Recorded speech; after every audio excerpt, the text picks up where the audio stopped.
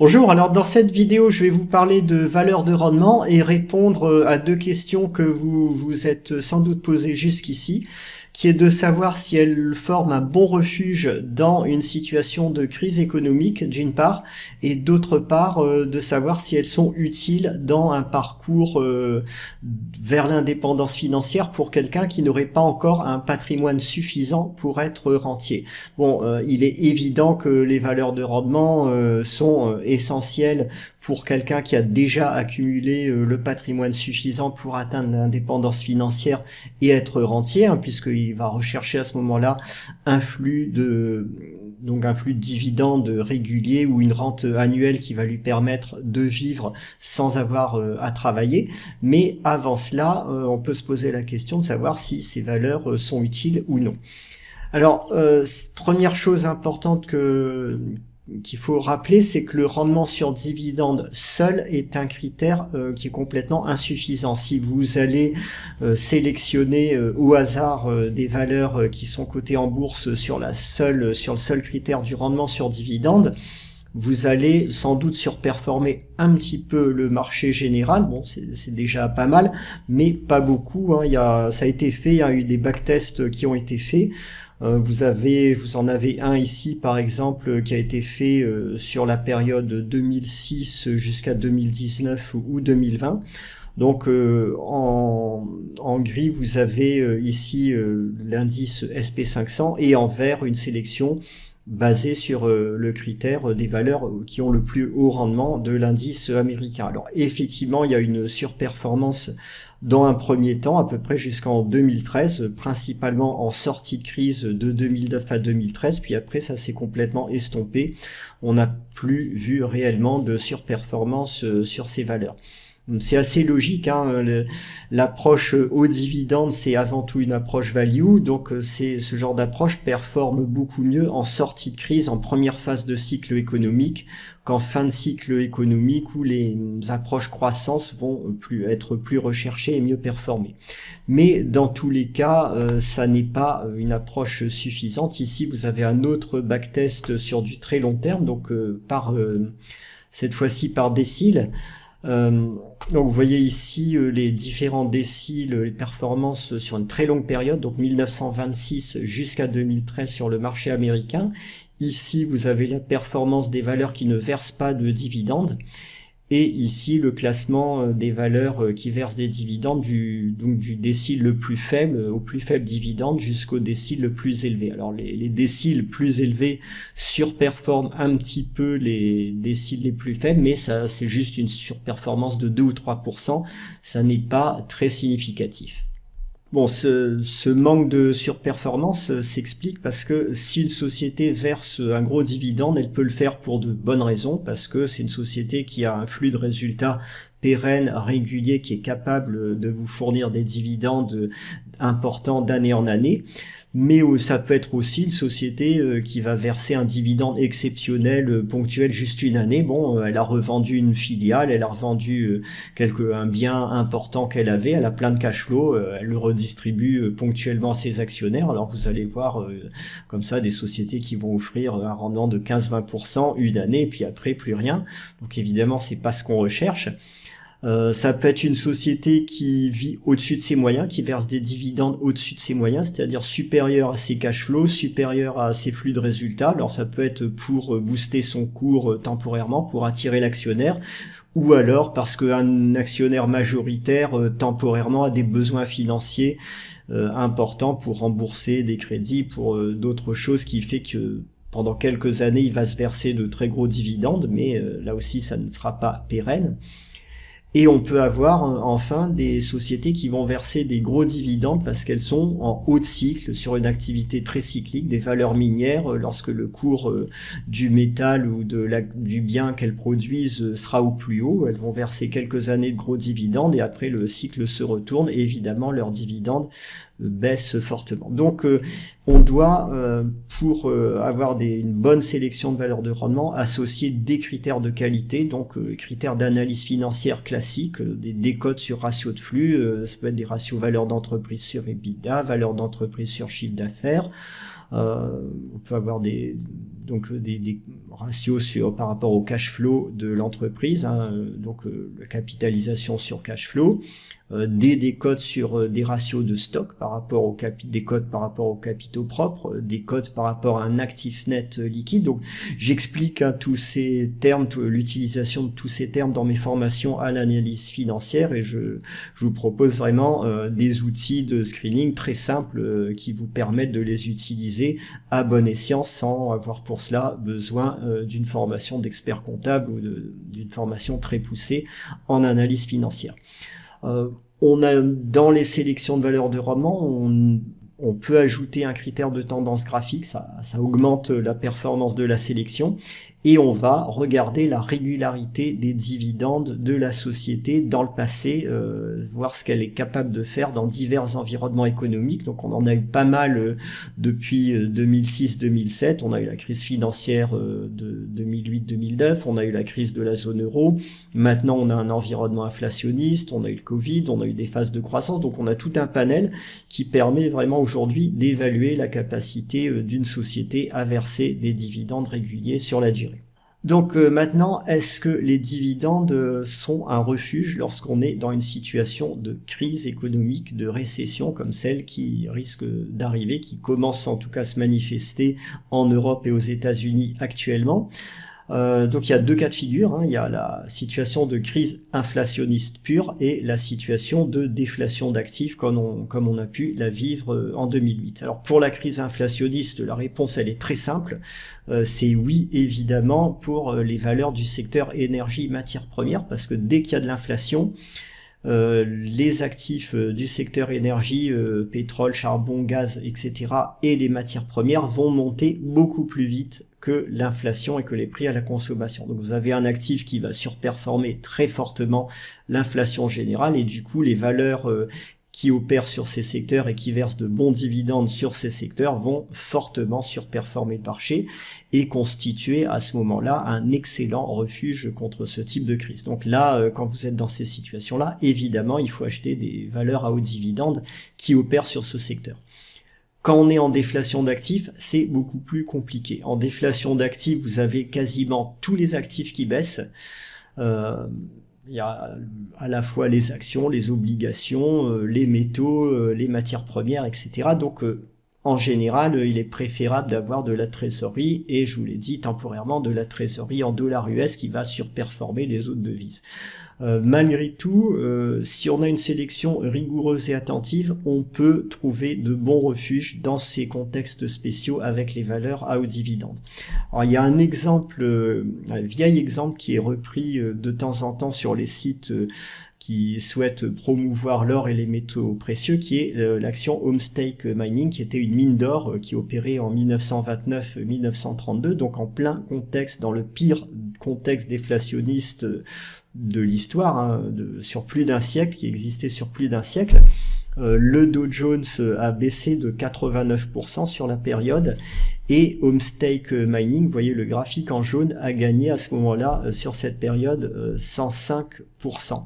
Donc il y a une grosse surperformance de cette valeur. Alors à ce moment-là, les défenseurs des métaux précieux vous disent bon, les mines d'or c'est un refuge génial dès qu'on est en situation de crise, même en situation de déflation. La preuve, Homestake Mining a largement surperformé le marché. Évidemment, ce qu'il raconte là, c'est n'importe quoi, puisque en situation de déflation d'actifs, par exemple en 2008, vous pouvez vérifier, le cours des mines d'or s'est crashé complètement.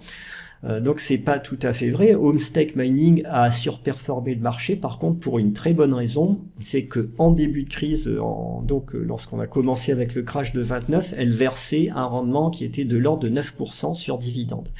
Elle produisait un métal qui était l'or, qui était à l'époque arrimé au dollar, donc il n'y avait pas de crainte de variation de cours, de baisse du cours de l'or ou quoi que ce soit. Donc c'était une valeur de rendement pure avec un flux de résultats à peu près garanti par l'arrimage au dollar. Et évidemment, du coup, les investisseurs qui voyaient tout baisser à côté, ils se sont réfugiés dans une des rares valeurs qui continuait à leur verser un rendement tout en leur offrant une sécurité excellente. Alors, si on est très attentif aujourd'hui, on peut trouver encore ce genre de valeurs qui versent des rendements réguliers, qui ne sont pas trop exposés ou qui sont peu exposés à la conjoncture, qui vont offrir en même temps une protection parce qu'elles ont une décote sur capitaux propres ou parce qu'elles ont des perspectives de croissance correctes. Donc on peut trouver quand même de bonnes choses. Je vais vous donner à titre d'exemple ce que la sélection de valeurs de rendement que j'avais fait début 2022. Donc début 2022, c'était à ce moment-là pour le portefeuille dividendes et rendement. Donc il y avait j'ai mis là-dedans les valeurs du portefeuille et puis les valeurs complémentaires du dossier de début d'année. Donc j'avais donné un dossier de début d'année 2022 en bonus pour les abonnés au portefeuille dividendes et rendement. Et j'ai regardé ce qu'elles ont fait depuis 2022. Donc là, on est dans l'hypothèse la plus défavorable de quelqu'un qui achèterait toutes ces valeurs au début 2022 et qui les oublierait complètement et les négligerait et ensuite regarderait ce qu'elles deviennent au bout de quelques mois. Donc vous avez ici le résultat de ce que ça donnait dans un contexte de marché qui était franchement baissier, franchement difficile sur la plupart des places boursières mondiales. Donc ce sont essentiellement des valeurs européennes ici, il y a quelques valeurs asiatiques. Donc vous voyez que globalement les performances ne sont pas si mauvaises puisqu'on arrive à un gain de 10,5% sur cette période difficile. Donc c'est quand même largement mieux que le marché général. Il y a une valeur que j'ai pas mise dans cette sélection pour être tout à fait complet parce que c'était une valeur russe que j'avais mise en début d'année qui était Gazprom. Celle-là, j'ai aucune idée de ce qu'elle va devenir. Ça se terminera peut-être bien, ça se terminera peut-être pas bien, mais pour l'instant, il est difficile de l'évaluer. Donc si je l'avais inclus dans le dossier avec le cours actuel, on serait plutôt sur une performance de l'ordre de 7 ou 8% avec cette valeur. Donc là, je l'ai pas mise, j'ai mis tout le reste. Il y a quelques valeurs affectées par le conflit russe, mais pas beaucoup. Les valeurs qui ont le moins bien performé, qui ont pris des moins 30, moins 34%, ce sont quelques valeurs polonaises, donc une à moins 30, une à moins 34, une à moins 19, donc qui ont été sans doute pénalisés par le conflit Russie-Ukraine, mais qui sont pas du tout dans une mauvaise situation quand on regarde leur compte aujourd'hui. Il y en a une qui souffre, c'est une valeur industrielle qui souffre du renchérissement de coûts des matières premières, donc elle a vu ses marges baisser, mais elle est toujours bénéficiaire. Bon, pour les autres, ça se passe, on va dire, relativement bien. Les leçons que je peux retenir, en tout cas au moins de ce début d'année 2022, c'est que les valeurs de rendement, si on les sélectionne correctement avec des stratégies, des critères d'analyse financière suffisamment sélectifs, on trouve quand même de bonnes performances. Et je peux espérer que la nouvelle sélection de 21 valeurs que je propose pour la formation dividendes et rendements puisse faire de même au moins sur les années à venir. Alors maintenant, faut être clair quand même, si on est vraiment en cœur de marché baissier pour une période de 6 à 9 mois, il est tout à fait possible que même ces valeurs baissent un petit peu temporairement, mais ensuite, en sortie de crise, elles devraient très rapidement refaire leur retard et rattraper le temps perdu beaucoup plus vite que le reste du marché. Maintenant, l'autre question, c'est l'approche dividende quand vous êtes en recherche d'indépendance financière. Donc, je vous rappelle, si vous cherchez l'indépendance financière dans un délai raisonnable et que que votre but est de prendre votre retraite ou d'avoir un temps libre important bien avant un âge avancé, 65-70 ans, âge auquel vous pourrez de moins en moins profiter en fait de votre effort d'épargne,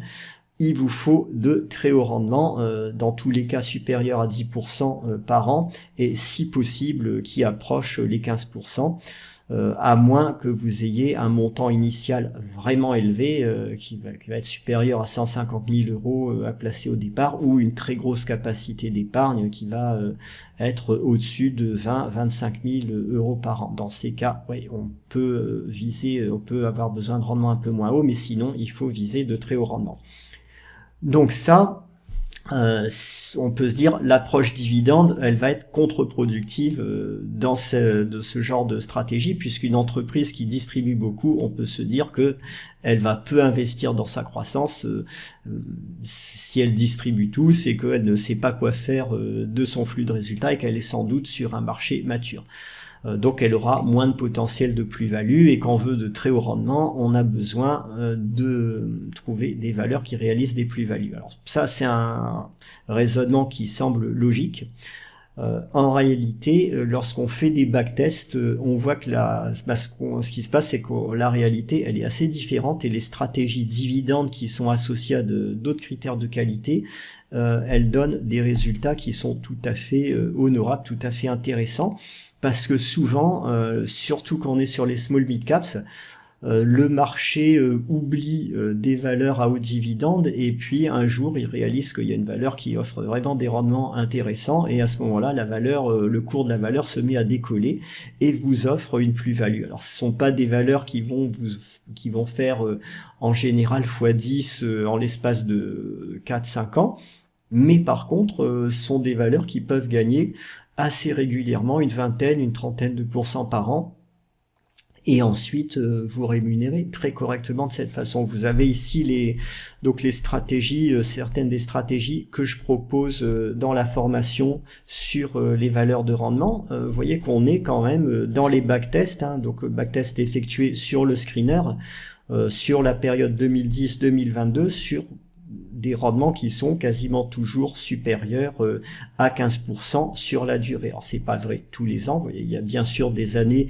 là vous avez les performances des années les plus mauvaises, donc de l'année la plus mauvaise, évidemment qui sont négatives, mais pour certaines sélections, vous voyez qu'on est proche du zéro sur l'année la plus mauvaise, donc on a quand même un caractère défensif important. Ce sont d'ailleurs les scores comme ça qui sont proches de 0 sur l'année la plus mauvaise, qui sont les plus défensifs, s'obtiennent lorsqu'on a inclus au préalable un critère de tendance graphique. Donc ça veut dire que les valeurs avant l'achat sur l'année précédente avaient une tendance graphique favorable, et ça les a aidés à passer correctement le cap d'une année faible, d'une année de crise.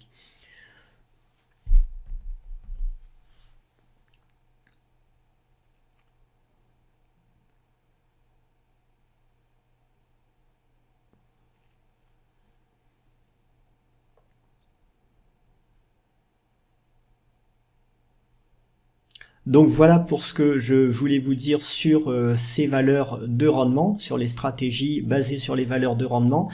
Il faut pas du tout croire que ce sont des stratégies qui se limitent aux seuls très hauts revenus, aux seuls très gros portefeuilles qui vont souhaiter avoir une rente pure pendant des années.